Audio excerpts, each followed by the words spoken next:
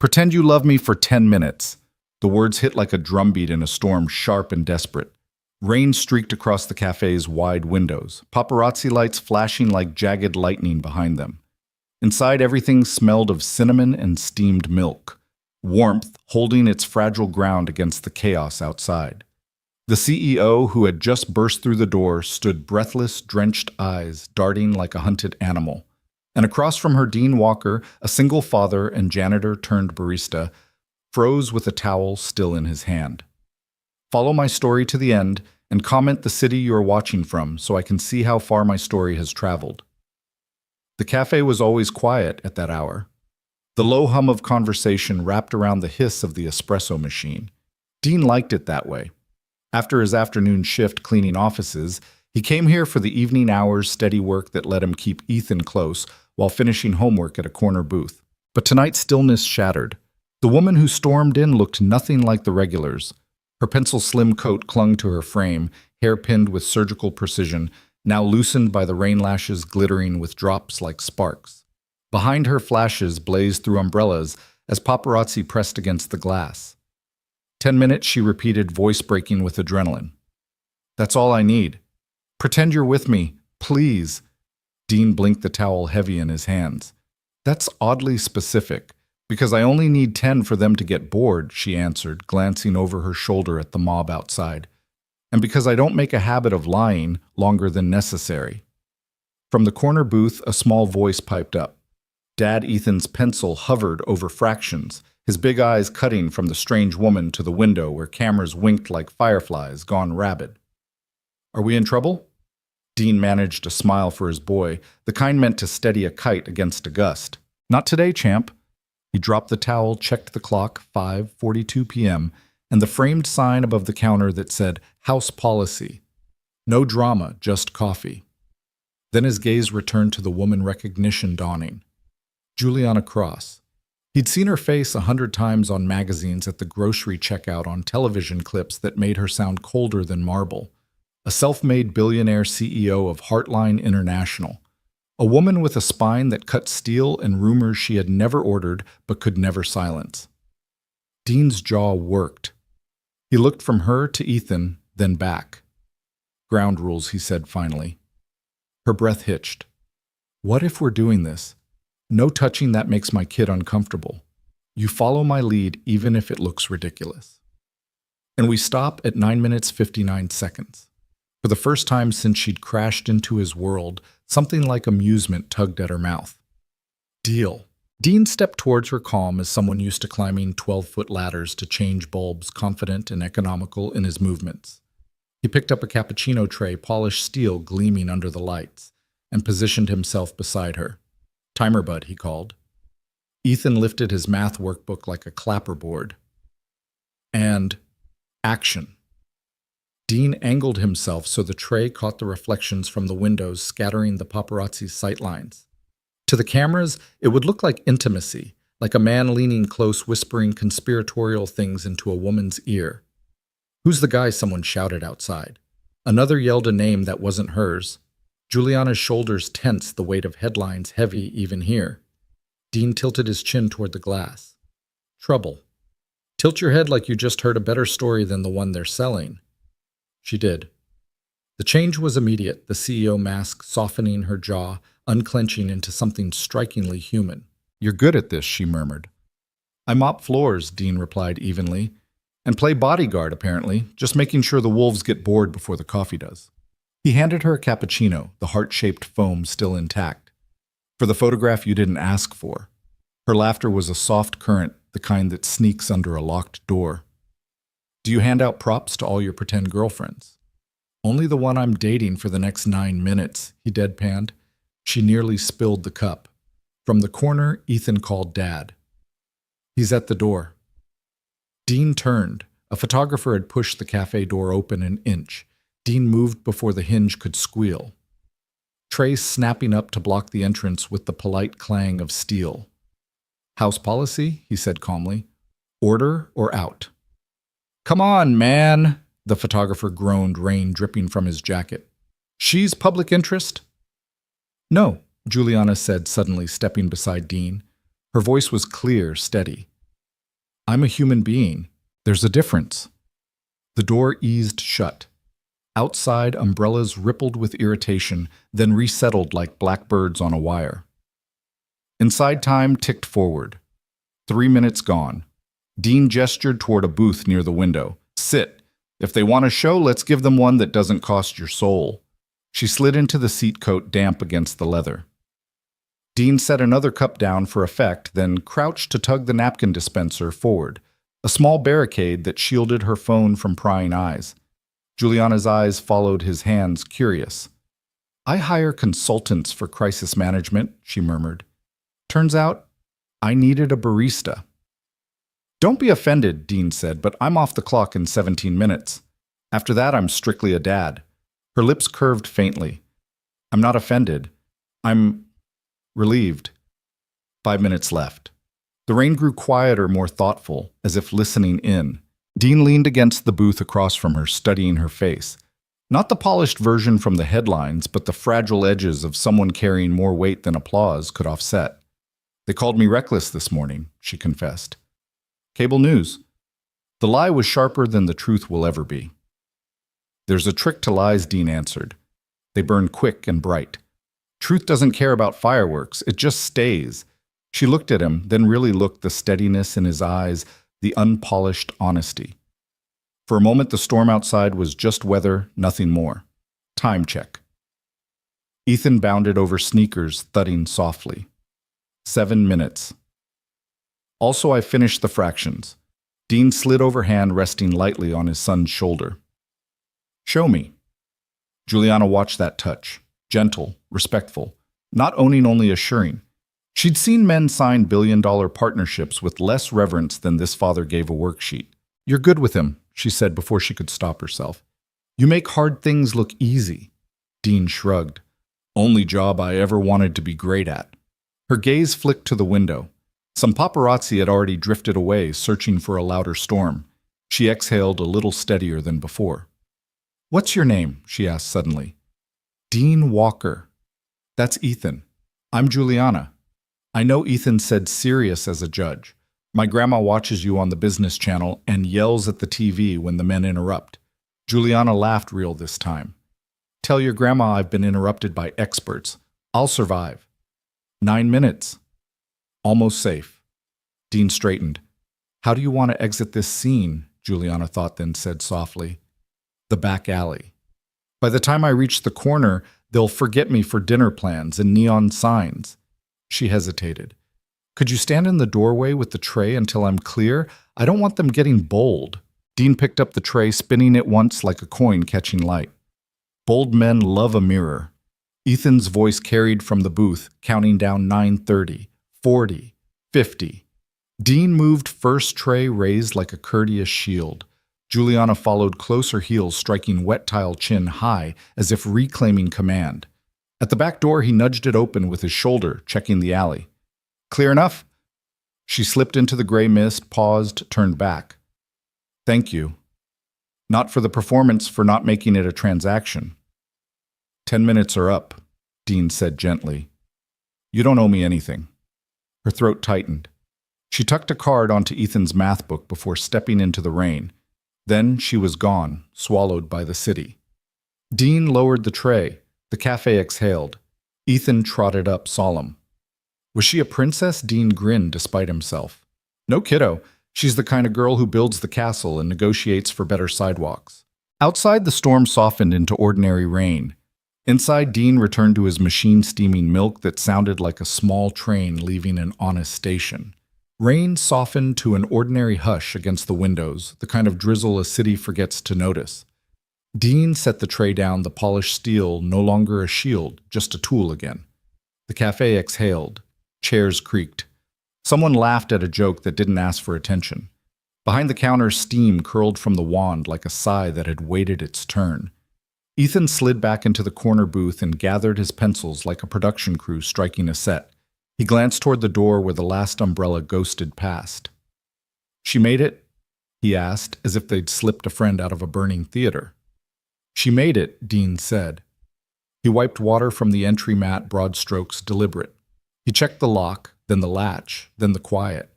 Calm wasn't just a feeling, it was maintenance performed in small, precise motions. On the table near the register, a rectangle of white rested like a snowflake that refused to melt. Ethan noticed first. "Dad," he called softly, almost reverently. She left this. The card was heavy stock expensive without bragging. Juliana Cross, in embossed type, a direct number written by a hand that made decisions for a living. Beneath it, the smallest drawn heart, no bigger than a coffee bean. Dean didn't pocket it. He tucked it under the register, the place where lost things waited until they proved they wanted to be found. Nora, the owner, emerged from the kitchen with a towel over her shoulder and a face that asked without prying. "We okay?" she said, eyes flicking from the door to the card and back. "We're okay," Dean answered. "Those vultures don't buy scones," she muttered, angling a tray toward the pastry case. "House policy stands."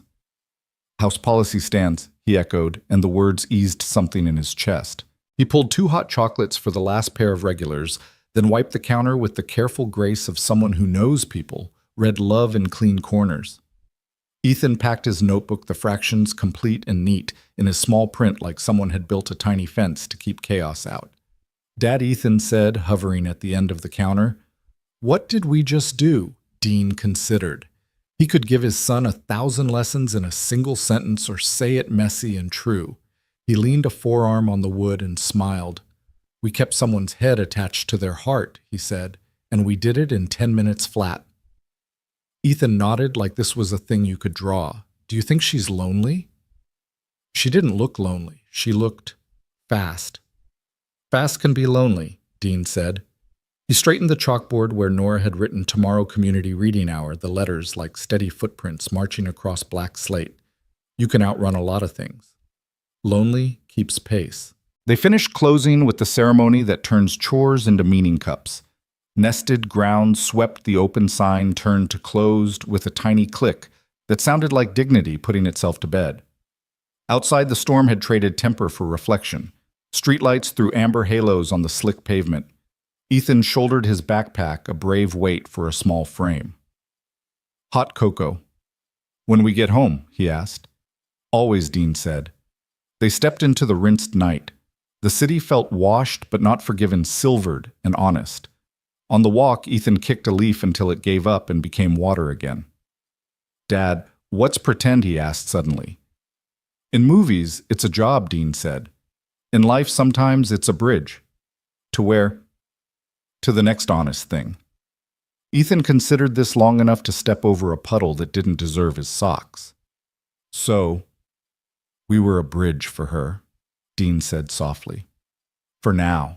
Their building was an old brick place with clean hallways and a smell of winter coats sleeping along the walls.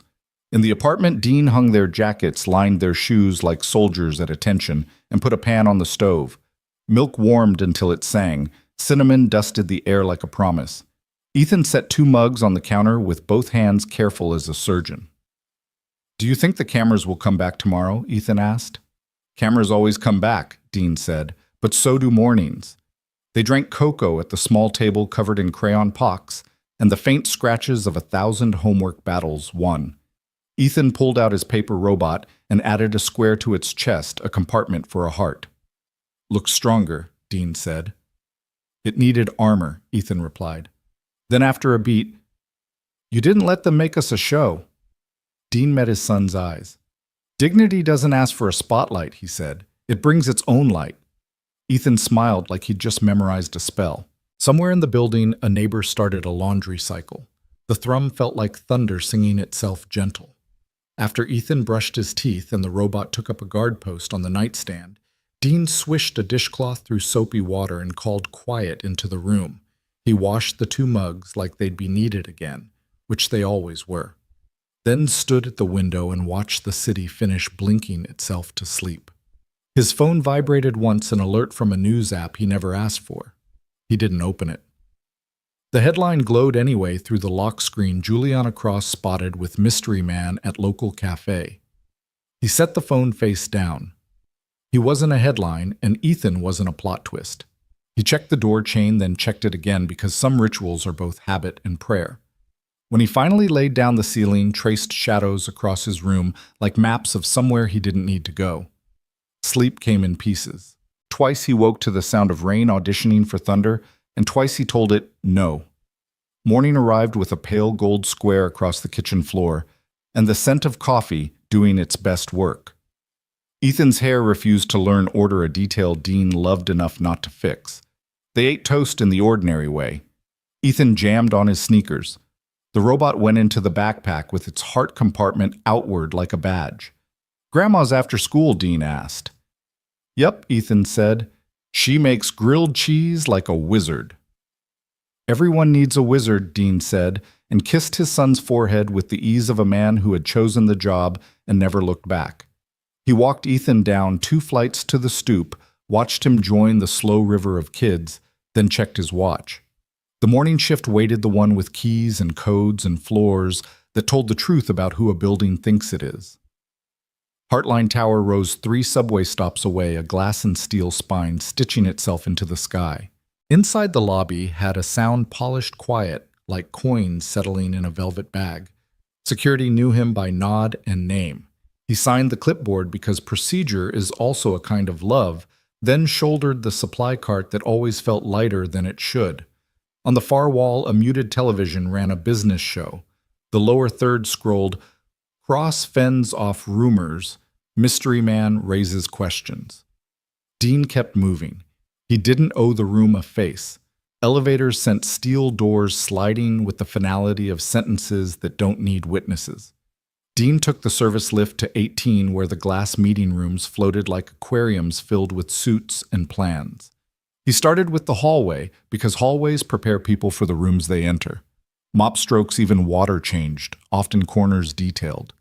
He believed in the dignity of invisible work, the kind that holds the world up and never gets a plaque. At a cross corridor, he paused. Through a pane of glass, he could see a small conference room where a young associate had left a coffee ring on the table and a smiley face drawn on a legal pad like a dare to look away from the day. Dean wiped the ring clean through the open door and straightened the pad. He didn't erase the smiley. "Some graffiti is good for morale."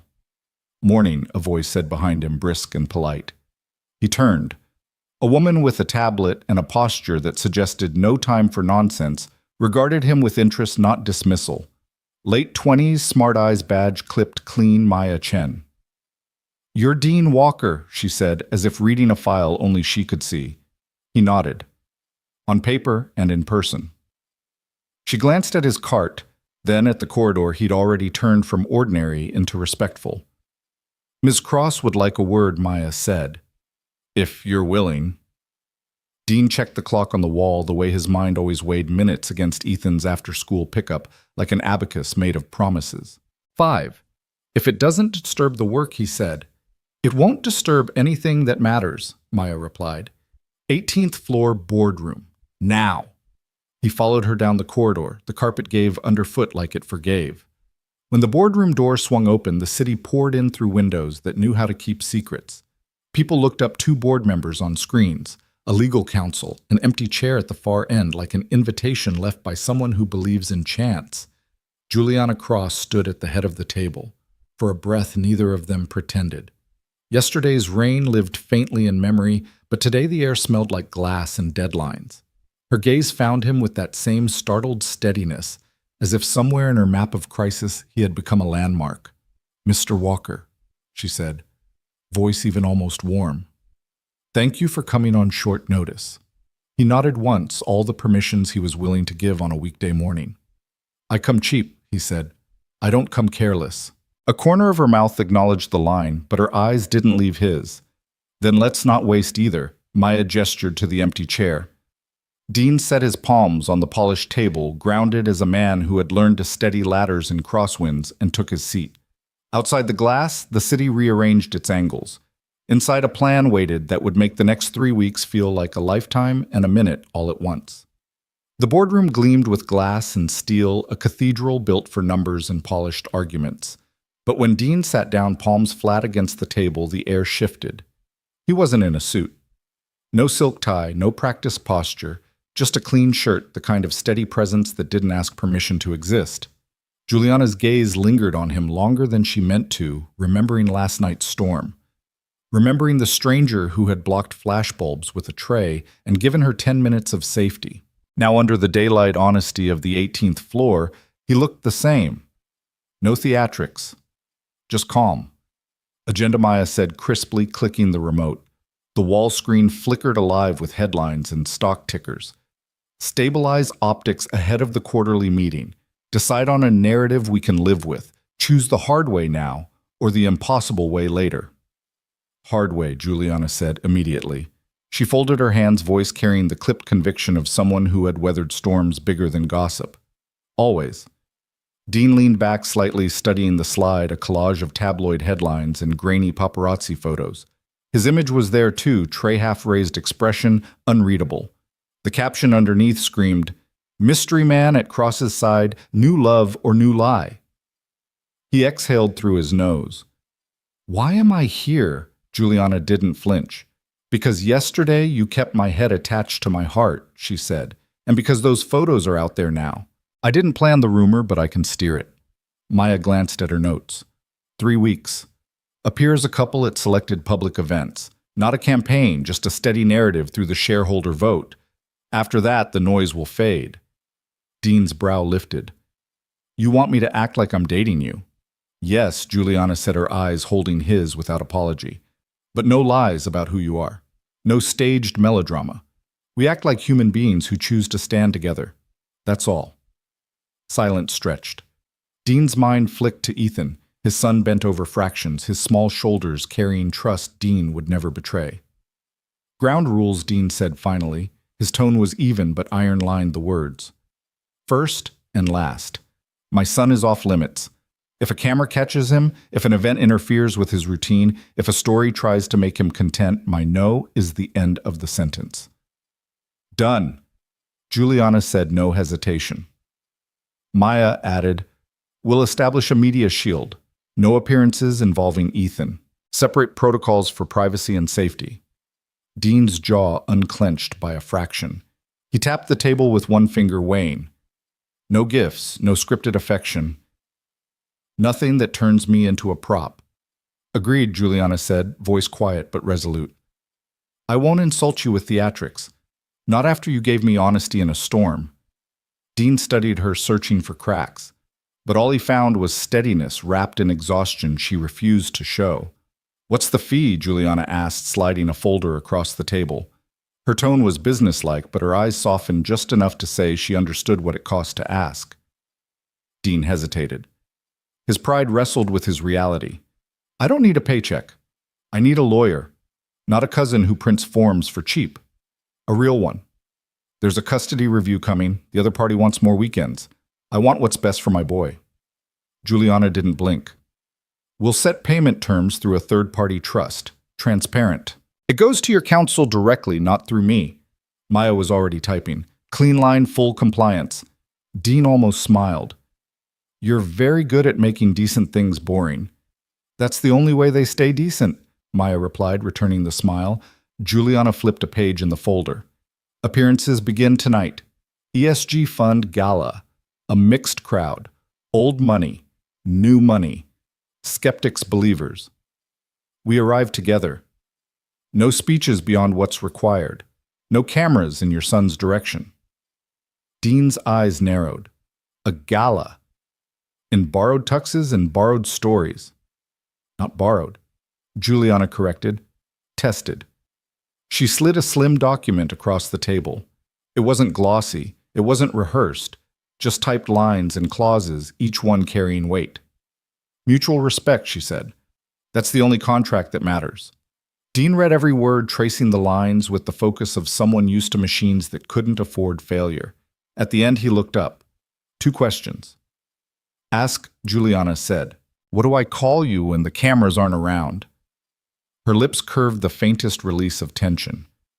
"Juliana, not Ms. Cross. Titles have their place. They don't belong in kitchens or quiet rooms." Dean nodded once. "Second, who's going to hate this the most?" Maya flicked to her final slide. A grayscale headshot filled the screen, sharp jawline, sharper smile eyes like polished glass. "Conrad Vale. Activist investor. He's betting on your soft edges, Juliana. He thinks he can pressure you out if he makes enough noise. Dean studied the photo. He looks like a man who thinks a broom only sweeps one way. Juliana's voice was steel-laced with warmth. Let me worry about Conrad. Dean held her gaze. And who worries about you? She didn't look away. I do. And for 3 weeks apparently you do too. The silence that followed wasn't awkward. It was a bridge steady enough to walk on. Maya cleared her throat. We'll draft terms and circulate. Appearances start tonight. Dean leaned back, exhaling. Let's write it down. Pens scratched against heavy paper. Not romance, not performance, just respect bound in clauses and ink. When the last page was signed, Juliana capped her pen like closing a door softly. She looked at Dean, a flicker of something in her eyes she refused to name. After hours, she said, We meet at the cafe, not for cameras, to rehearse exits and entrances. So we don't step on each other's toes. Dean's mouth curved faintly. You bring the spine. I'll bring the coffee. She almost smiled. Deal. Outside the city pulsed with headlines waiting to be written.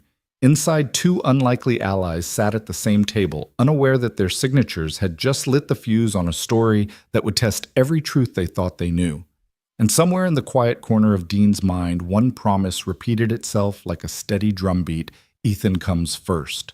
Always. The black town car rolled to a stop in front of the Marriott Grand, its awning glowing gold under the drizzle. Red carpets stretched across the wet pavement like defiant ribbons. Flashes sparked even before the door opened. Dean tugged at his collar, already regretting agreeing to a tux.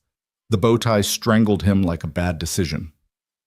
Relax, Juliana murmured beside him. She sat, poised, hair swept back in an elegant knot. Emerald gown shimmering like it had been cut from the night itself.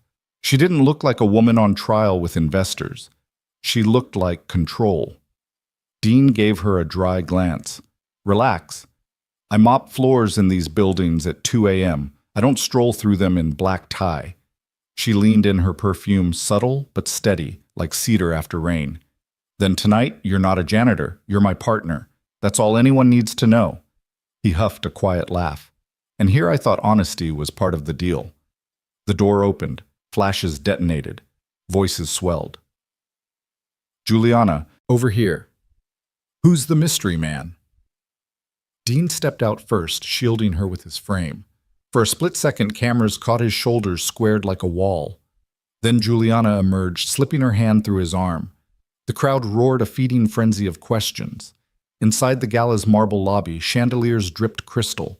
A string quartet's notes floated like fragile glass, but Dean's eyes stayed on her heels. High sharp, too delicate for slick stone. He noticed the wobble before anyone else did. 3 steps and her heel snapped. Not loudly, just enough to throw her balance. Her hand clutched his sleeve. In that fraction of a second, Dean reacted. He caught her steadying her weight. Cameras clicked like gunfire from behind. Juliana's face didn't falter. Her lips curved into a serene smile. Only Dean felt her grip tighten like steel. Keep walking, she whispered. He glanced down. The heel dangled useless.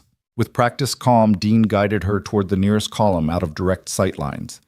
He crouched without ceremony, pulling a small roll of black tape from his jacket pocket, left over from work, stuffed in out of habit. Juliana blinked down at him. You brought tape to a gala. He didn't look up. You brought a janitor. Comes with the territory. With steady hands, he braced the heel, taping it securely, then slipped a safety pin through the strap from his cufflink kit. He gave it one quick test, solid enough to last the night. When he stood, their eyes met. Something unspoken flickered there. Respect, gratitude, maybe more. You saved me again, she said under her breath. He adjusted her arm on his. No, I just kept you standing. Saving is your department. Together they moved back into the glow of the lobby, perfectly timed with the string quartet's crescendo. To the cameras, it looked flawless, just another graceful entrance. But at the far end of the hall, a man in a navy suit smirked. Conrad Vale. His drink swirled gold under the chandeliers.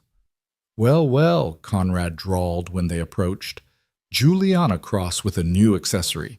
I didn't know the janitorial union loaned dates now.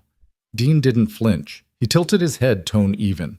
Funny thing about accessories, they break when you lean on them too hard. Tools, though, they keep working. Conrad's smirk faltered for a split beat. Then he chuckled, lifting his glass. Sharp tongue for someone polishing floors. Careful, Cross. You might actually make them believe this stunt. Juliana's smile didn't waver.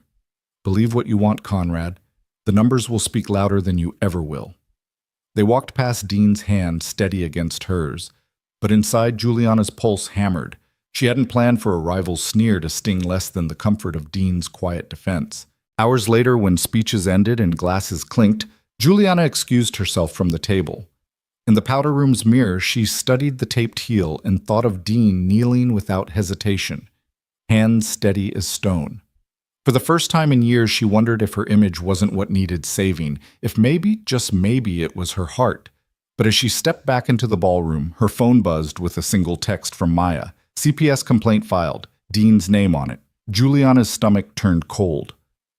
Juliana's hand trembled as she lowered the phone, its screen dimming into the hush of the gala's soft lighting. She forced her breath steady, smoothing her gown as though fabric could anchor her mind. Across the ballroom, Dean stood near the buffet, back to the wall, surveying the crowd with quiet vigilance. He had no idea. She slipped past champagne trays and whispered conversations until she reached Maya, who was posted near the exit like a watchtower in heels. Maya, Juliana murmured, keeping her face poised. Tell me that message was an error. Maya's eyes were hard. No error. A formal complaint was filed with Child Protective Services. It questions Dean's capacity as a custodial parent. Juliana's pulse spiked. On what grounds? Vague. Unfit environment, unsafe hours, unstable income. Maya tapped her phone, voice low and crisp. Anonymous, but my money's on Conrad Vale or someone he pays. The timing's too neat. It's designed to rattle him before the proxy vote. Juliana exhaled sharply, fury tightening her chest. He asked for one thing, just one. Leave his son out of it. Her gaze found Dean again. He hadn't noticed the shift. He was scanning the chandelier's fragile rigging like it was another job site, the habit of a man who never stopped checking for weak beams. Juliana's throat constricted. She thought of the tape in his pocket, the quick way he had caught her when she fell. And now someone was targeting the one person he couldn't tape back together with steady hands. We can't tell him here, Maya warned softly.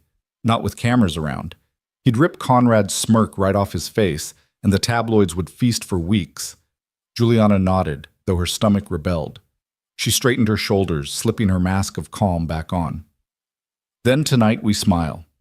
Tomorrow we fight.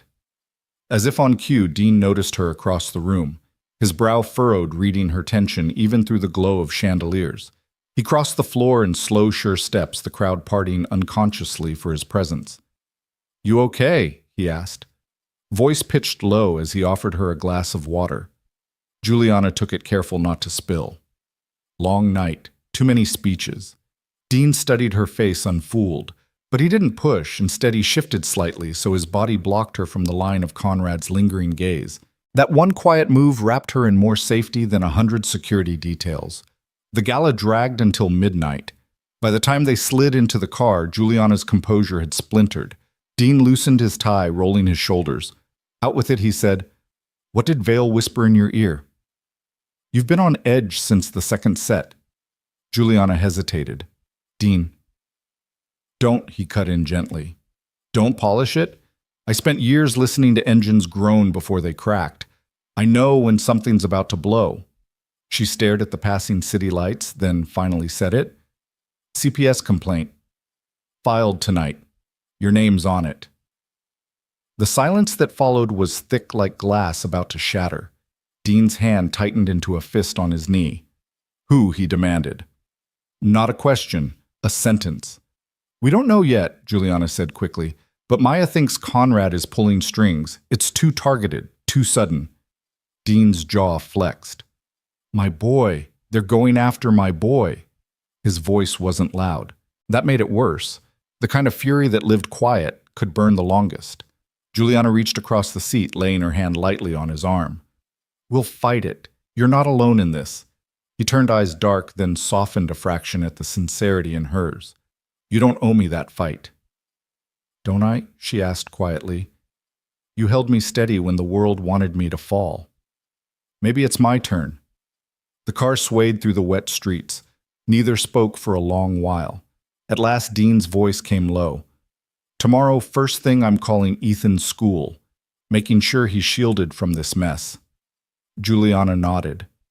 And I'll have Maya secure the best family attorney on retainer. Anonymous complaints don't stand when the truth is clear. Dean rubbed his face, the exhaustion of years weighing heavy. Ethan's all I've got. They can take every shift, every dollar. But not him. You won't lose him, Juliana said firmly. Not while I still have breath to stand. Outside, the rain-slick streets reflected the city's neon blaze, fractured like a million broken promises. But inside that car, two people who had no reason to trust anyone were slowly weaving threads of something stronger than contracts. Juliana looked at Dean, his profile carved by fatigue and fury, and thought, they picked the wrong man to corner, and the wrong woman to stand beside him. The knock wasn't loud, but it carried paperwork in its bones. 3 measured taps that paused the apartment's morning hum. Dean wiped his hands on a dish towel and opened the door to a woman in a navy blazer with rain freckles on her shoulders and a badge clipped where no one could miss it. "Mr. Walker," she asked. "That's me. Angela Ruiz, Child Protective Services, scheduled welfare check." Ethan peeked from the hallway, socked feet, whispering over the rug, the paper robot cupped in both hands like a fragile animal. "Dad." "It's okay, bud," Dean said, keeping his voice a low lake. "Just a visit." A second softer knock arrived on the heels of the first. When Dean swung the door wider, Juliana stood there with a takeout bag, hair damp from a stubborn drizzle, the kind of tired that good makeup doesn't bother to fight. She took in Angela's badge in a blink and managed a smile that didn't argue with the moment. "Dinner delivery belated," she said lightly. "And I can come back. You can come in." Dean answered. To Angela, he added, "If that's fine." Angela nodded. "Visitors are fine. We're here to see the ordinary." The ordinary in Dean's apartment had edges softened by use, a small corkboard stitched with Ethan's spelling test shoes lined like small soldiers by the door, a kitchen where the pan knew the weight of milk by memory. The air still carried a hint of last night's cinnamon, the scent of a ritual that made a boy feel chosen. "We'll start with Ethan's room," Angela said, professional, but not unkind. "Then kitchen. Any medications. Then a few questions." Dean angled a hand. "After you." Ethan's room was a map of a kid who thinks in Steps comics stacked by issue robot parts arrayed on a towel, pencils squared like runway lights. A nightlight waited in an outlet like a small moon. Angela ran her gaze along the edges, testing with questions that wore no teeth. "Bedtime 8:30, Dean said. "Reading after. Lights at 9. Supervision. If I work late, he's with my sister or Ms. Duffy next door. Both cleared last review. School on time. Homework at the cafe if I'm on shift. He likes to do math where the machine hisses." Ethan nudged the robot toward her. "He's getting a heart compartment," he explained softly. "So when the noise scares him, he can put the good things inside." Angela's mouth did a small thing that wasn't quite a smile and wasn't far from one. "That's excellent engineering," she said. "What goes in first?" "Hot cocoa," Ethan answered, and my dad's voice when he says it's time to sleep. In the kitchen, Angela opened cabinets with the respect of someone who expects good answers and sometimes gets them. Cleaning supplies were on a high shelf latched. A smoke detector tested with a single obedient chirp. The fridge held groceries arranged by habit. Not display eggs, greens, leftovers in labeled containers. A simple calendar on the wall wore blue circles around school nights and a red star 2 weeks out that said simply, "Check in." Angela made notes. "Has there been a change in your work schedule? Evening cafe shifts. Daytime janitorial 2 days a week," Dean said. "Never both late on the same night. Income stability." Enough to keep the lights on and the pan singing. Angela asked about medical history, emergency contacts, a dentist appointment next Thursday. Dean answered with file folders already set on the counter, report cards, immunization records, a letter from Ethan's teacher that said, "What teachers say when the evidence is obvious, respectful, punctual, curious, safe." Juliana lingered a step back, not interfering, scanning the room with the quiet inventory of someone who knows how to read care in the posture of objects. She noticed the dish rack 2 mugs still beaded from a wash that looked like gratitude. She noticed the way Dean let silence lead when Ethan spoke. She noticed the way the apartment felt small, yes, but generous. Angela closed her folder partway and looked up official again. Mr. Walker, this visit was prompted by an anonymous concern. It's routine. I will recommend a follow-up in 2 weeks, but I want to be clear, I'm not seeing immediate risks. Ethan's shoulders loosened. Dean only nodded. Understood. Questions for me, Angela offered. Just one, Dean said. How do I keep my son's name out of rooms that want to turn kids into stories? Angela hesitated, then answered the way good public servants do, honest, without pretending honesty could solve everything. Set boundaries. No interviews involving him. No photos without consent. Monitor for leaks. And if the noise escalates, we can coordinate a media exposure plan with the school. Juliana stepped forward, respectful. Our legal team can draft those boundaries this week and route them through you. Clear, enforceable language. Angela glanced at her badge, then at Juliana's face, then back to Dean. That would help. They walked Angela to the door. She paused in the frame, rain-stitching lines through the hall light behind her. You have a good home, she said to Dean. Then to Ethan. Your robot's heart compartment is the smartest thing I've seen all day. After the door clicked shut, silence sat with them like a fourth person who meant well. Dean leaned against the counter, the dish towel twisting slowly in his hands. He looked at Juliana not with blame, but with the fatigue of a man who had learned to tell storms from weather. You didn't have to see that, he said. I'm glad I did, she replied. It made the truth louder than the rumor. He breathed out that long kind of breath that lets the ribs move again. Some people hear CPS and think the word means failure. He shook his head. It means someone whispered in the dark. The system checks. It's what it's supposed to do. Juliana set the takeout bag on the table and opened cartons. Rice still steaming, chicken glistening, something green that deserved applause. Eat, she said gently. Then we plan. He didn't argue. They sat. Ethan told them about a kid in his class who could draw dragon wings on notebook paper that looked like they could fly. The ordinary made room for itself, as ordinary does when invited. When Ethan took his plate to the sink and ran the faucet like a miniature river, Dean spoke again. I'll call the school in the morning. Let them know to redirect anything that smells like media. I'll have Maya draft the protection language tonight, Juliana said, and connect you with a family attorney who knows CPS procedure in their sleep. He lifted a palm. I appreciate the help, but my no is still the end of the sentence where Ethan is concerned.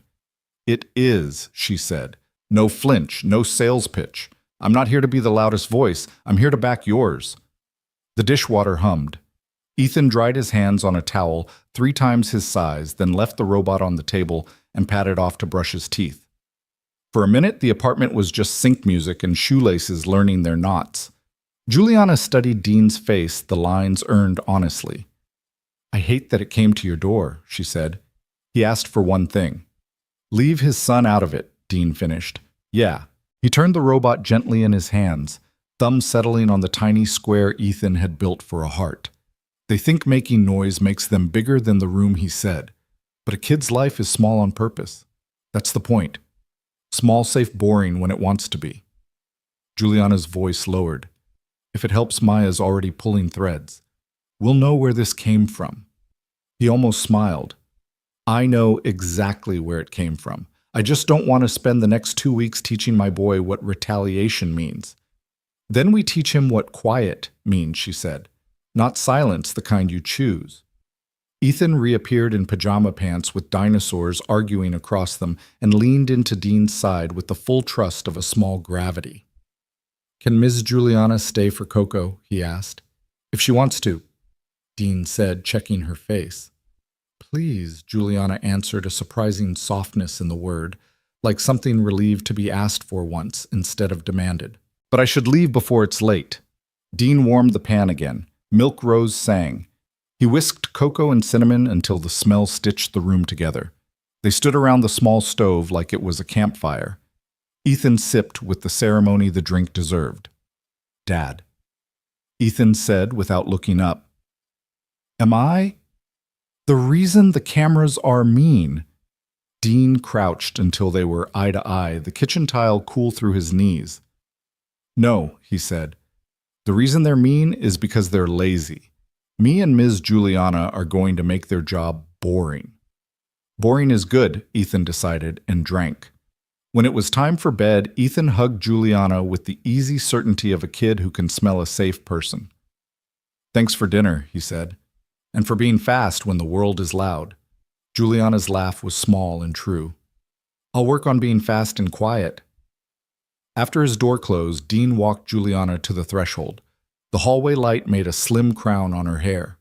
For a moment, neither moved. You're allowed to be angry, she said.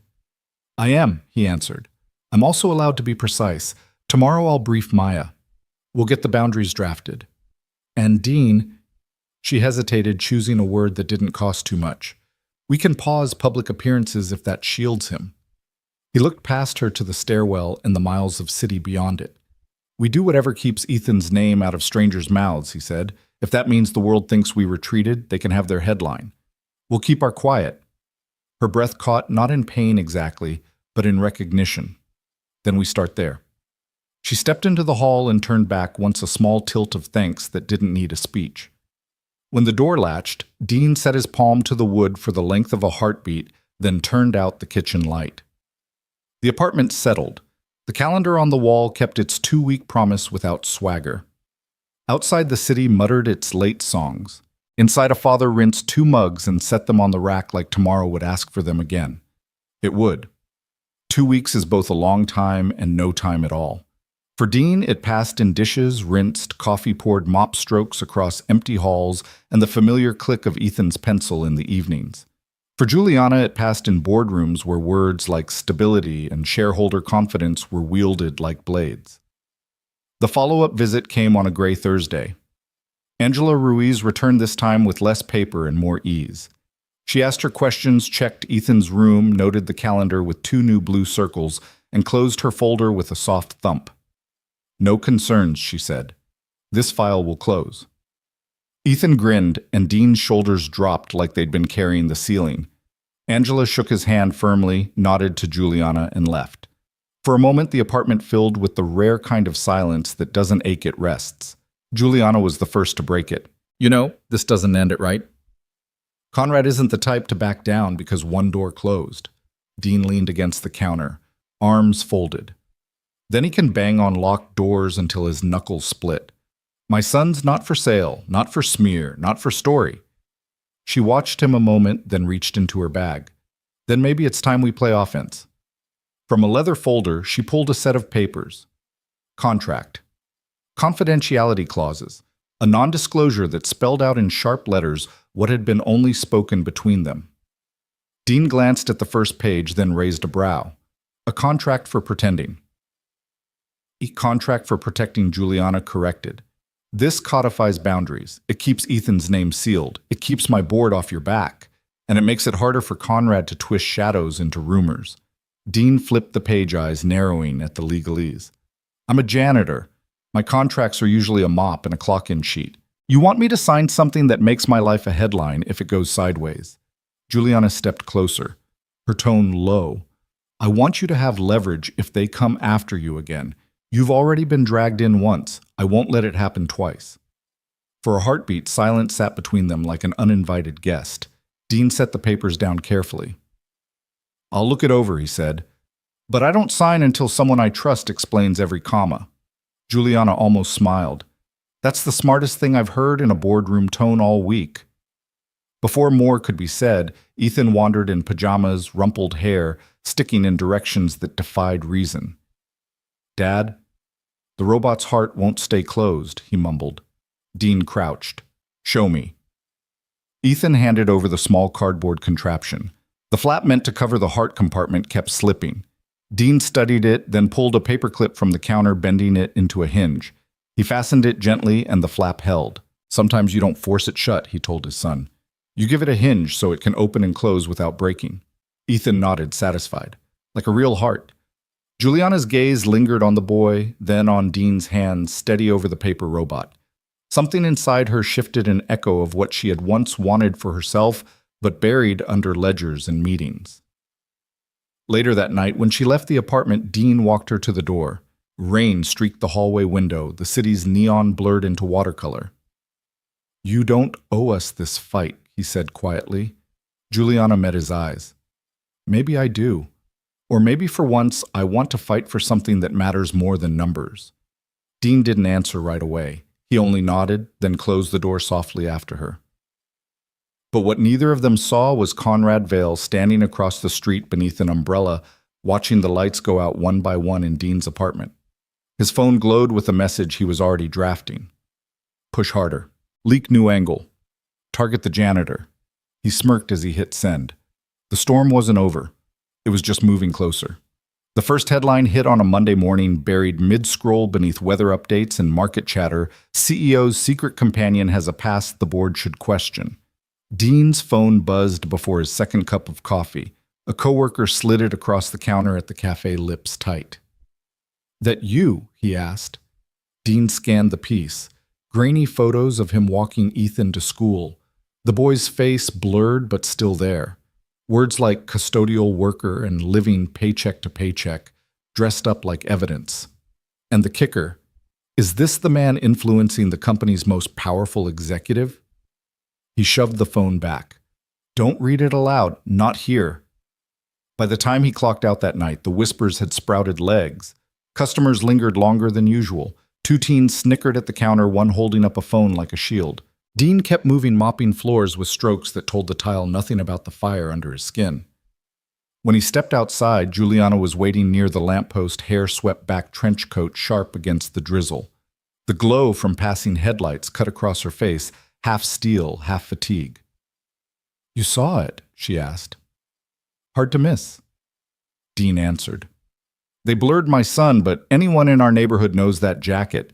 They may as well have painted a target." Juliana's jaw tightened. Vale. "It's his style feed crumbs, let the crowd do the tearing." Dean's voice was low, steady. "He drags me fine. But if Ethan so much as gets side-eyed at school, this ends in a courtroom." Juliana nodded, then handed him a folder. "Our legal team drafted the cease and desist already. But, Dean, he's not just playing press. He's probing your life for cracks. Debt history custody disputes anything." "I don't have skeletons," Dean said flatly. "Just bills and calluses." "Then he'll invent them," Juliana warned. As if on cue, a black sedan slowed near the curb.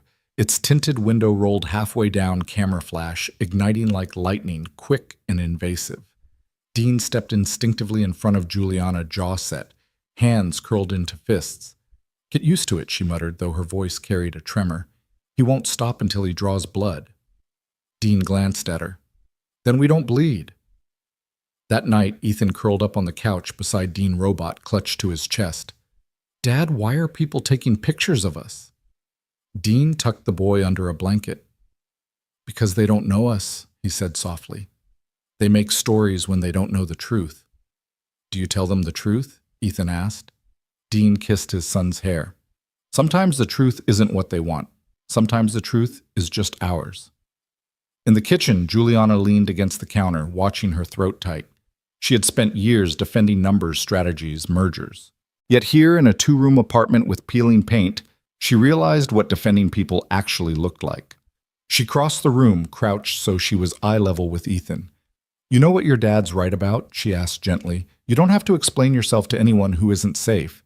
Ethan studied her face, then whispered, "Are you safe?" The question caught her. For a moment, the CEO disappeared and only Juliana remained. She nodded. "Yes, I am." Ethan seemed satisfied, tucking the robot into the blanket with him. Juliana stood, but Dean's eyes followed her, measuring the truth she'd just given, as if it mattered more than the folder of legal defenses on the counter. Outside, Conrad Vale sat in his sedan reviewing the photos. He smiled coldly. The janitor wasn't breaking yet, but pressure had a way of finding the weakest wall, and Vale was very, very patient.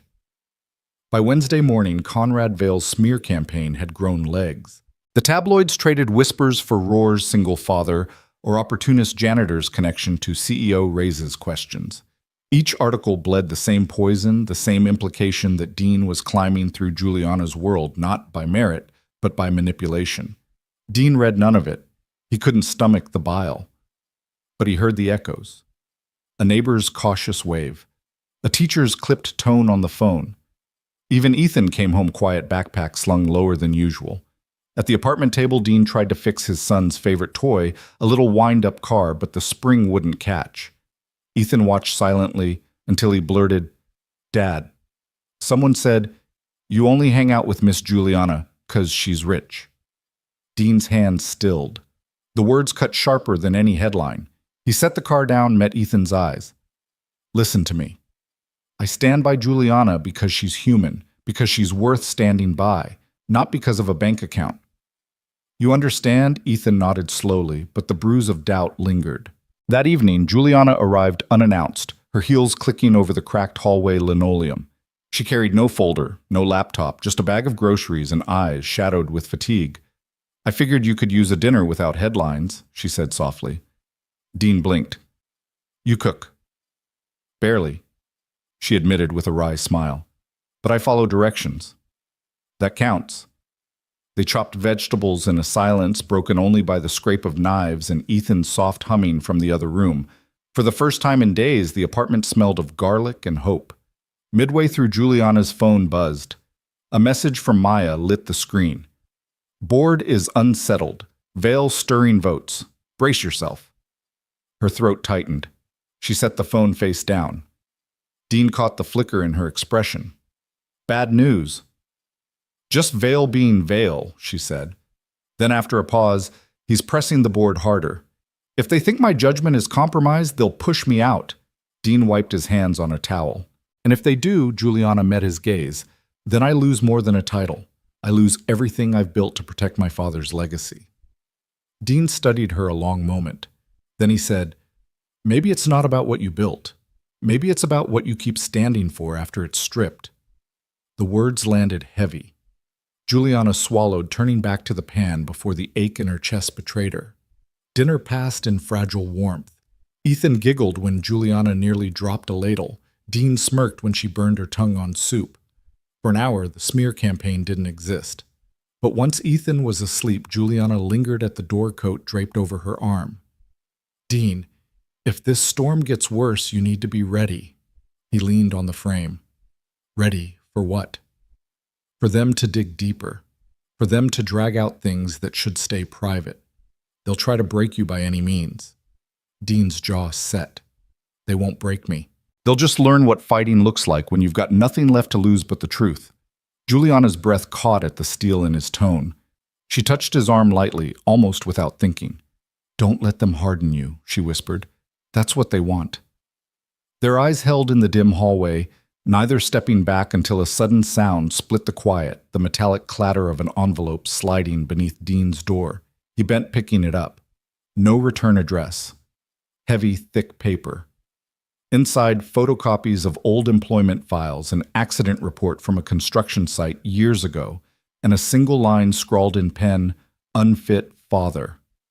Unstable past. More coming."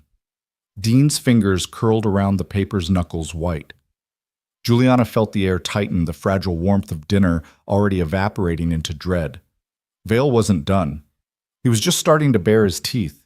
The envelope sat between them on the kitchen table like a live wire. Dean flipped through the pages, jaw tight. A decade-old incident report glared back his name scrawled beside words like injury on site and workplace dispute. It wasn't damning. It wasn't even unusual for construction work. But in the wrong hands, twisted the wrong way, it painted a man as reckless, unstable. Juliana skimmed her pulse, quickening. This is Vale. He's testing how far he can push without getting caught. Dean's voice was flat. Testing, he's already in my home. Not yet, she said firmly. This is intimidation, not evidence. Dean shoved the papers back into the envelope, his chair scraping. Tell that to Ethan when he sees strangers snapping pictures or hears lies at school. Juliana reached for his arm, stopping him mid-motion. Her touch was light, but her eyes steady. Dean, look at me. You've already faced worse than this. You walked through war zones, you raised a child alone. Vale's just a man with money and ink. He doesn't know resilience when he sees it. Dean met her gaze, his breathing slowing. The words didn't erase the fury, but they steadied it. That night after Juliana left, Dean sat at Ethan's bedside longer than usual. The boy's chest rose and fell in soft rhythm, his robot clutched like a talisman. Dean brushed back Ethan's hair and whispered, "They won't take what's ours." Morning brought no relief. Vale's campaign escalated. Flyers appeared near the school. "Would you trust this janitor with your children?" Dean tore one down, fists shaking. By the time he returned home, 2 more had been posted.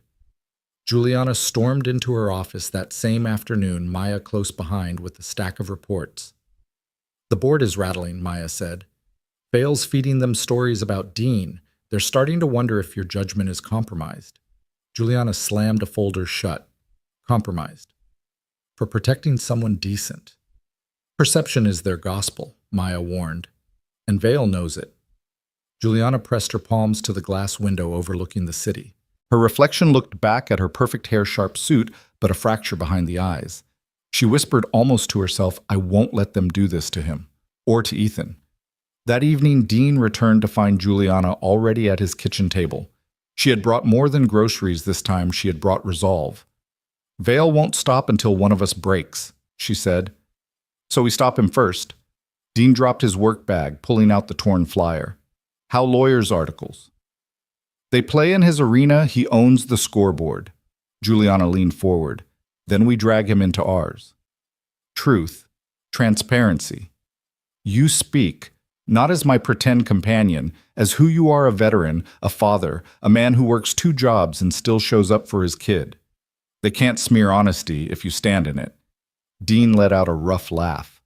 "You think anyone's listening to a janitor over a billionaire? I do," she said firmly. "Because I will make them listen." Silence stretched. The rain pattered on the window, the hum of the city a dull echo.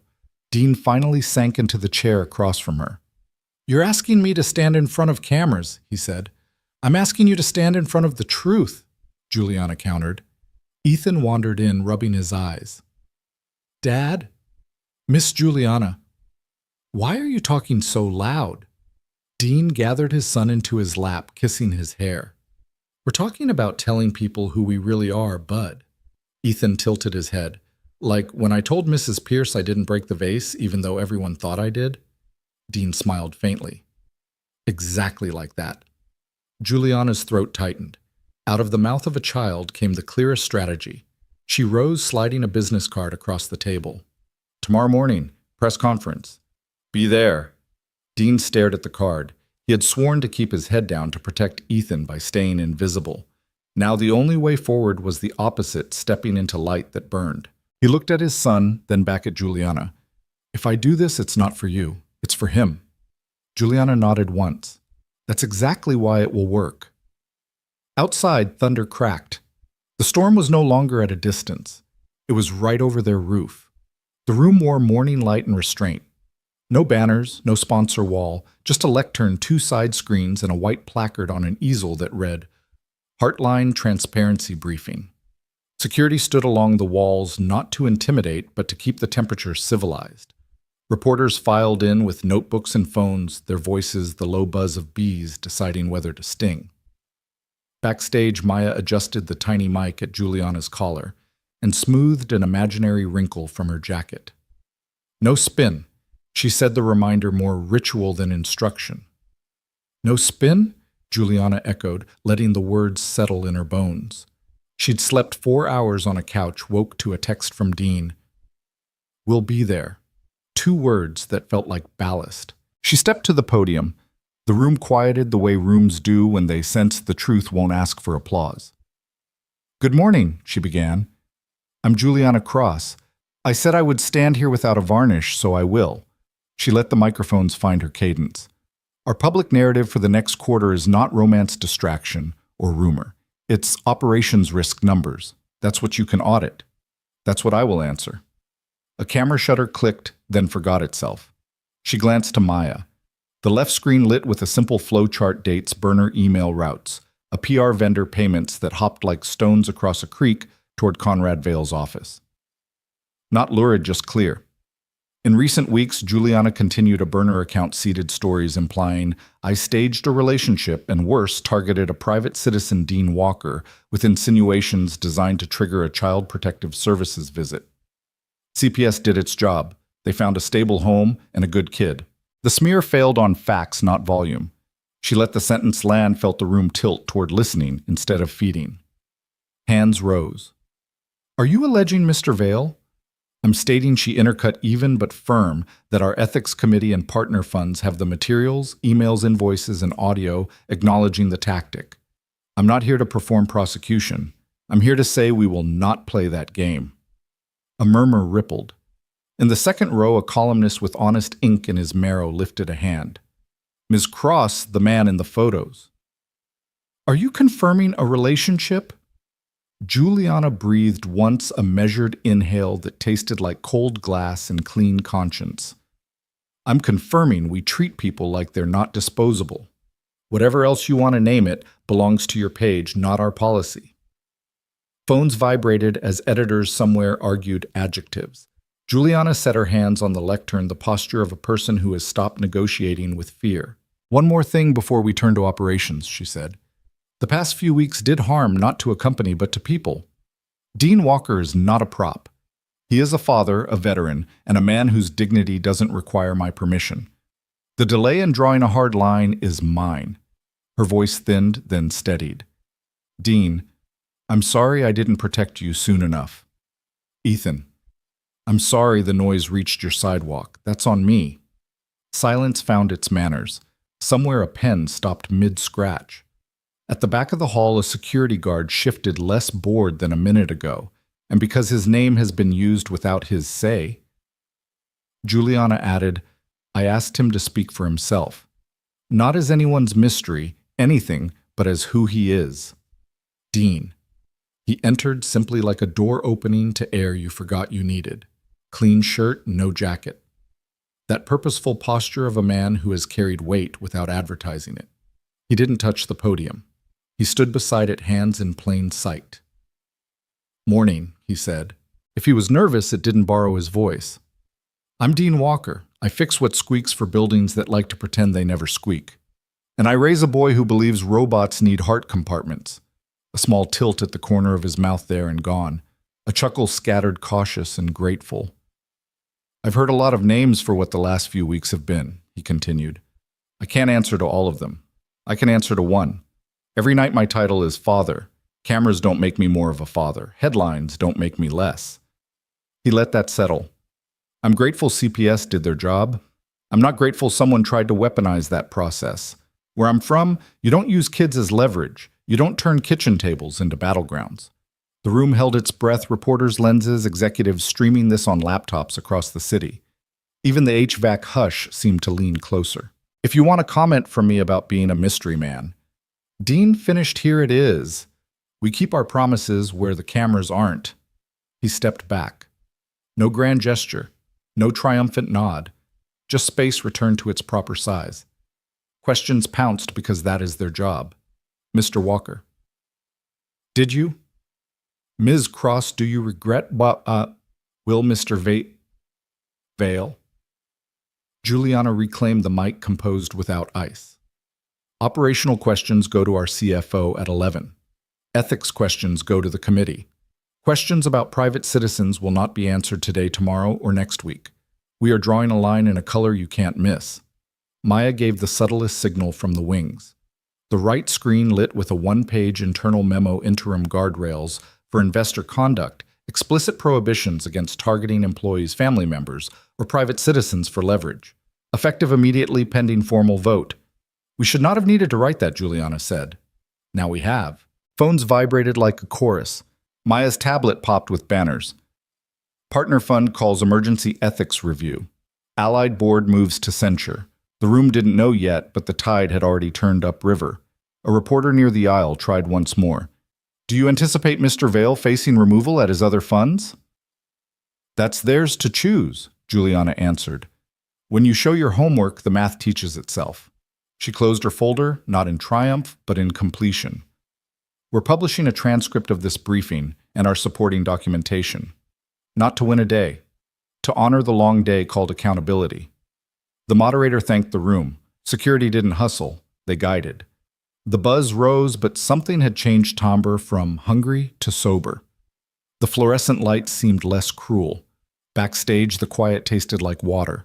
Maya slid in eyes bright with the victory she refused to call a victory. 2 funds launched formal inquiries while you were speaking, she said. A third is queuing a no-confidence vote. You didn't swing, you just set gravity loose. Juliana's mouth quirked relief threaded with caution. Then let the process do the talking. Dean stood a few feet away, checking his phone. A text from Grandma Ethan aced his reading quiz. Want cinnamon tonight? He smiled into the screen like a person who knows exactly what matters. Juliana turned to him. For a moment, the world thinned to 2 people in a hallway where paint had been touched up just enough to pretend it hadn't been scuffed. You were good. She said the word too small and still exactly right. Thank you. He shook his head. You did the unglamorous part. You made it official. Her eyes softened. For the record? No. Not for the record, she corrected herself, surprising them both. For Ethan. I'm going to keep distance for a while. Not because this is nothing, because if it's something I don't want a room full of microphones deciding its shape. He absorbed at the truth, and the bruise welded together. I figured he said honest as concrete. Then gentler. If we're right for the long road, a few quiet miles won't break us. A breath she didn't know she'd been holding, let go. I'm learning, she said. How to stand for the right things without asking the world to clap. He glanced toward the stage where techs coiled cables like well-trained snakes. Some rooms teach you to talk loud, he said. Others teach you to listen. You just made one of the second kind. Maya reappeared with a folder lighter this time.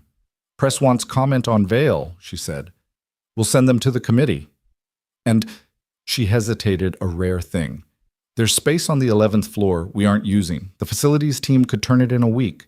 Chairs, a coffee station, lockers, a door that closes, a sign that says quiet room. Juliana didn't look away from Dean. Make it happen, she said. Then to him quietly. Your idea, I'll only sign off. He smiled something in his shoulders, releasing like a knot deciding to be a bow. I'll bring a list, he said. Things people need that no one remembers until it's too late. Bring it, Maya said. I'll bring procurement. A cluster of reporters drifted past the curtain, hoping for a stray sentence. None came.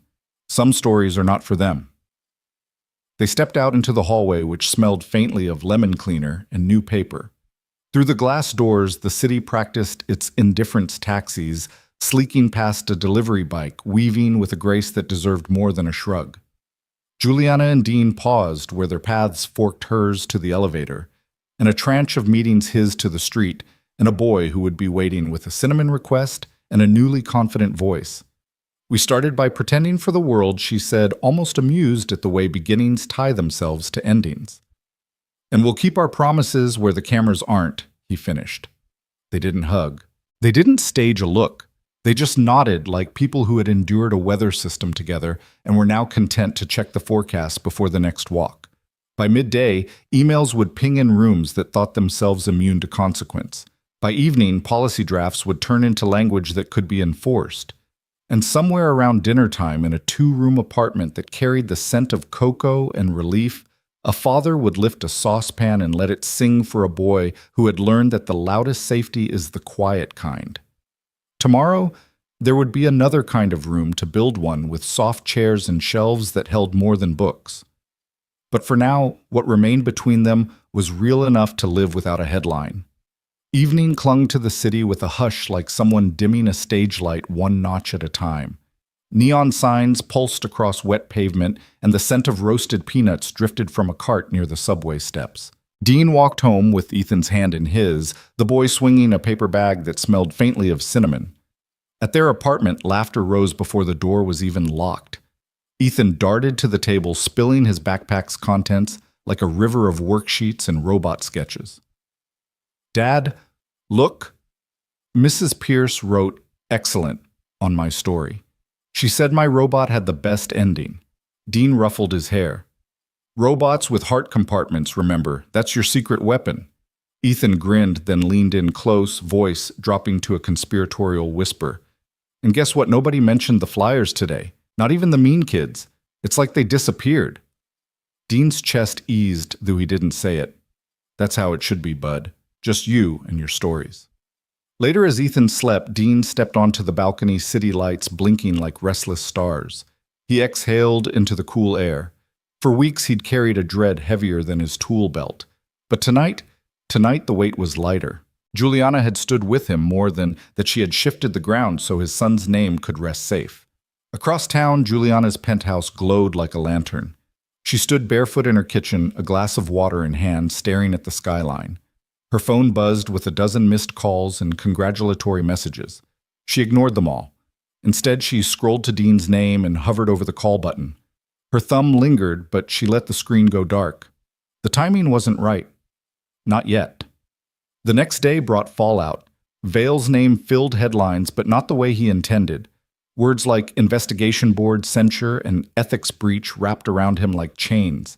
His smug grin vanished from the financial pages, replaced with a photo where the camera had caught him mid-blink, unguarded, suddenly small. At Heartline headquarters, a quiet shift had begun. Employees who once whispered about Juliana now greeted her with nods of respect. Some even smiled, tentative but real. In the cafeteria, conversations hushed when she walked in, not out of fear but reverence. The CEO, who once seemed distant, had stood in front of cameras and apologized to a janitor and his son. That gesture traveled faster than Vale's lies ever could. Maya noticed it most.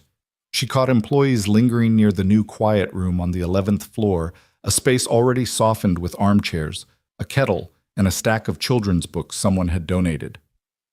"It's working," Maya said one morning, handing Juliana her coffee. "You changed the culture with a single door." Juliana shook her head. "Dean did. I just signed the form." That evening, as Dean locked up his cart and swept the last crumbs from the marble floor, Juliana appeared at the far end of the hall. No cameras, no press, just her holding 2 takeout bags. "You worked through dinner again," she said. "Thought you could use real food instead of vending machine peanuts." Dean chuckled. "You spying on me now?" Maybe she teased, then added softly, "Maybe I just wanted to see you without microphones between us." They sat in the empty cafeteria sharing noodles and stories. For the first time, their laughter wasn't edged with tension. Juliana leaned back, chopsticks poised midair. "Do you remember the first night when I asked you to pretend I thought I was buying 10 minutes of protection? I didn't realize." Her voice trailed. Dean watched her steady. "Didn't realize what?" "That pretending would feel more real than anything else I'd had in years." Silence folded between them, not heavy, but delicate like a page waiting for the next line. Dean set his chopsticks down. "Juliana, I'm just a guy trying to raise his boy. I don't fit into your world of glass towers and boardrooms." She reached across the table, fingertips brushing his hand. "Maybe my world's been missing the one thing yours has plenty of honesty." Dean didn't pull away. He didn't lean in either. He let the moment breathe because some truths needed time to take root. From the doorway, a janitor pushed a mop bucket, gave them a knowing smile, and disappeared without a word. Back home, Dean tucked Ethan into bed. The boy's stirred eyes half open. "Dad, is Miss Juliana going to come for cinnamon too?" Dean kissed his forehead. "Maybe one day, kiddo." And in the quiet that followed, he allowed himself for the first time to believe that maybe wasn't just a dream. Maybe was a promise. Friday dawned with a pale sky, the city still damp from a night of rain. Dean woke early, brewed coffee in the dented pot, and watched sunlight creep over the rooftops. Something inside him had shifted. For weeks he had braced against storms, Vale's venom, the board's suspicion, the whispers at school. But now for the first time there was space for stillness.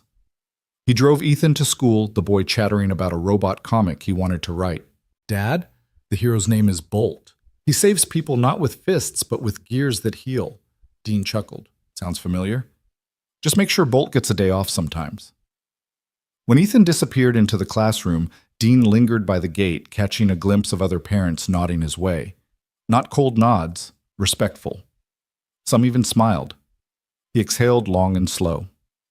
At Heartline headquarters, Juliana strode through the lobby in a cream coat, heels clicking steady against the marble. People looked up from their laptops, some even clapped quietly. She lifted her chin, offering nothing more than a polite nod, but inside her chest swelled. Respect earned in blood and truth was heavier, but it was real. Maya cornered her in the elevator. The board wants a closed-door session. Vale's vote is gone. They're split on who should fill his seat. Let them split, Juliana said calmly. I'm done patching fractures to please them. From here on, we build new stone. By mid-afternoon, she slipped away her driver, dropping her near a quiet park not far from Ethan's school. She found Dean seated on a bench, still in his janitor's uniform, hands dusted faintly with chalk from repairing the classroom blackboard. You know you're allowed to sit without fixing something first, right? She teased. He smirked. Old habits. Besides broken things, find me. Her gaze softened. Not all broken things need fixing. Some just need company. They walked slowly along the park's path, autumn leaves skittering at their feet. Juliana spoke first. The truth is, I didn't just ask you to pretend that night to silence Vale. I asked because I was afraid. Afraid I'd walk into that gala alone and everyone would see through the armor. You gave me more than cover. You gave me breath. Dean stopped looking at her. And you gave me something Ethan hadn't seen in years. A reason to believe people like us matter, even in glass towers. They fell quiet, their steps in rhythm, their breaths forming clouds in the chill. That evening, Juliana joined them at the apartment again. She brought a pie burnt crust, but Ethan declared it the best ever. They ate at the rickety table, laughter cutting through the peeling wallpaper like sunlight. Midway through dinner, Juliana glanced at Ethan, then at Dean. Do you ever wonder what would have happened if I hadn't asked you that favor? Dean wiped his mouth with a napkin. I try not to waste time on maybes, but I know my life would be a little quieter, and maybe a lot emptier. Ethan piped up, cheeks smeared with pie. And I wouldn't have cinnamon nights. They laughed. But beneath the laughter, Juliana's hand brushed Dean's. It lingered. He didn't pull away. Later, after Ethan fell asleep, Dean walked Juliana to her car. The street was quiet, the hum of the city softened. She leaned against the door, eyes bright but cautious. You know, she said, people will keep talking. Maybe not Vale anymore, but others. They'll say I don't belong beside a janitor, that you don't belong beside a CEO. Dean's voice was low, steady. Let them talk. We know what's real. Her breath caught. And what's real, Dean? He didn't answer with words. He reached up, brushing a strand of hair from her face. His fingers lingered just long enough for her to close her eyes. But before the moment could settle, a sound split the air, the ring of Dean's phone. He stepped back, answering quickly. It was the school. Juliana watched his face tighten as he listened. What is it? She asked when he hung up. Dean's jaw clenched. They want me to come in tomorrow morning. Something about Ethan's story project. They didn't explain. For the first time in days, unease returned. The storm wasn't over. It was circling back, quieter but sharper. Saturday morning carried a brittle silence, the kind that made every sound, footsteps on tile, the whistle of the kettle, feel too sharp. Dean dressed Ethan in his warm hoodie, packing a snack even though the school hadn't asked for one. The boy bounced around, clutching his folder of robot drawings. Dad, do you think Mrs. Pierce will like Bolt's ending? Dean forced a smile. She'll love it, bud. Just be yourself. At the school office, a secretary led them into a small room. Inside sat the principal, Mrs. Pierce, and a man Dean had never seen before, sharp suit. Gold watch, a smile stretched too thin. He introduced himself as a special consultant for the district. Dean felt the hair rise on his neck. Mr. Harris, the principal, began carefully. We received concerns about Ethan's project. It was flagged. Ethan frowned. Flagged? I just drew robots. The consultant leaned forward, fingers laced. The concern isn't about robots, son. It's about the themes. Stories of broken systems, corrupt leaders, and ordinary people standing up. Some parents believe it's inappropriate for a child his age. Dean's voice sharpened. So you're censoring his imagination now? The man didn't flinch. We're saying this narrative sounds coached, as if someone planted ideas. His gaze flicked to Dean. Ideas not suitable for a child. Dean's jaw clenched. He wanted to lunge across the table, but Ethan's small hand gripped his sleeve. Dad, the boy whispered. Juliana's voice cut the tension. She had arrived quietly, slipping into the room without announcement. If you're accusing anyone of planting ideas, accuse me. All heads turned. She set her leather bag on the table with a thud. Because I told Ethan stories. Stories about courage, about honesty, about men like his father who don't wear suits but carry the real weight of this city. The consultant shifted uncomfortably. Ms. Vale. Ms. Hart, she corrected coldly. And if you're implying Dean Harris isn't fit to guide his son, you'll answer not just to me but to every camera I invite into this school by noon. The principal raised her hands. Please, no one is accusing. Juliana leaned forward, voice like steel wrapped in velvet.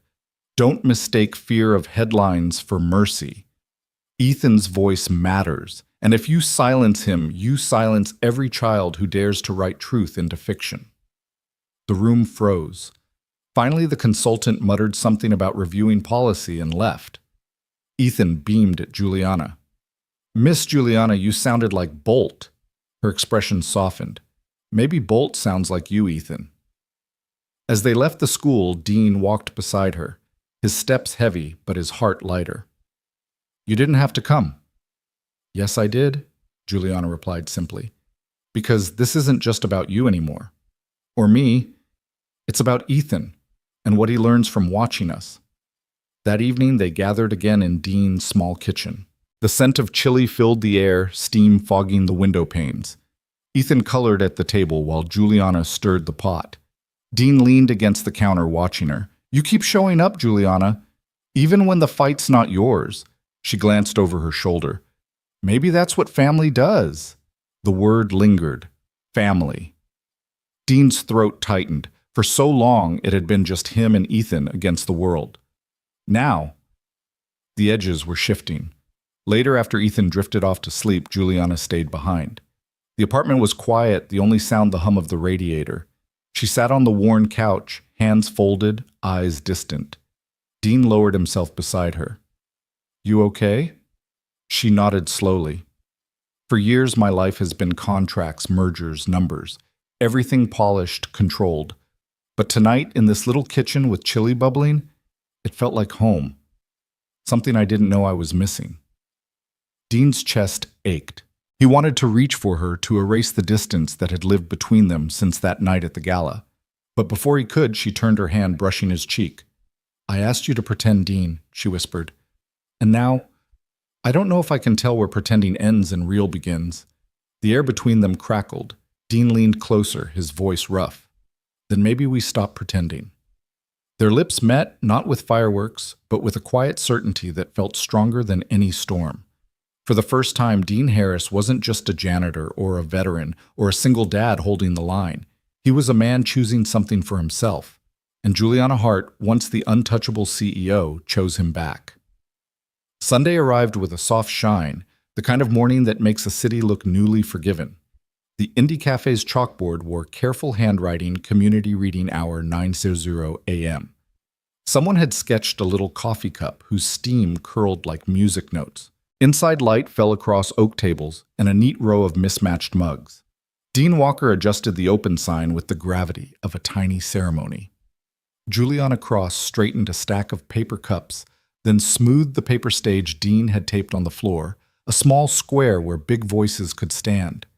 Neighbors drifted in as if answering a bell only they could hear, night shift custodians still in their sneakers, a nurse with purple tape on her wrist, the retired pianist from the Heartline lobby clutching a folded handkerchief, two teachers with Saturday faces, Nora from the kitchen wiping her hands on her apron as if she was about to applaud. Maya slipped through the door, last tablet tucked away on purpose. Ethan popped up onto the little wooden step Dean had sanded smooth until it felt like kindness. His hair was combed to the idea of order.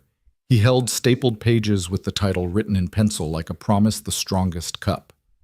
Juliana leaned to Dean. You ready? She whispered. He smiled small and certain. Been ready for this since the day he learned once upon a time. The room quieted until you could hear the hiss of milk finding its song. Ethan cleared his throat. My story is about a guy who thinks he just cleans up spills. He began voice thin but brave, and a girl who builds castles and negotiates for better sidewalks. A ripple of laughter, careful not to spook the courage. It's about how they learned hot cocoa is just a drink that holds a family together. He read of a night when rain tried to be lightning, of a coffee tray that became a shield, of a heel that broke, and hands that fixed it with tape, and a pin, because value is whether it holds when it matters. He read of a boy who gave a robot a heart compartment, so the good things had somewhere to live when the noise got loud. He read of a woman who said no to a bully in a room that echoed, and a man who said yes to telling the truth when telling the truth could sting. Midway through, Ethan looked up as if to check the room hadn't fallen away. It hadn't. It leaned in. Dean's hand found the back of a chair and stilled there like a person remembering to breathe. Juliana's fingers rested on the counter knuckles, pale then warm again. The strongest cup, Ethan read, voice steadier now, isn't the one that never spills. It's the one you refill together.